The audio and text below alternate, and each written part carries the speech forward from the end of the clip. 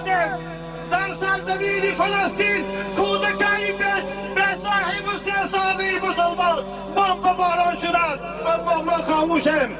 من از همه شما فریاد میکنم با تمام آوازم ندا میکنم گوید مرگ به دشمنان اسلام، یهودیای ملعون، مرگ به یاران جمچی ها شد، مرگ به کسانی که از سیاستی این دشمنای بشریت طرفداری میکنند. میزانی من رسول اکرم صلی الله علیه و سلم فرمودند بدا الاسلام غریبا و سیعود کما بدا فتوبى للغرباء. امروز ما غریبیم، امروز ما امت اسلام پشتبان نداریم غیر خدا. و گفتی 3 شب پیشتر رسانه های اخباری جهانی یهودیت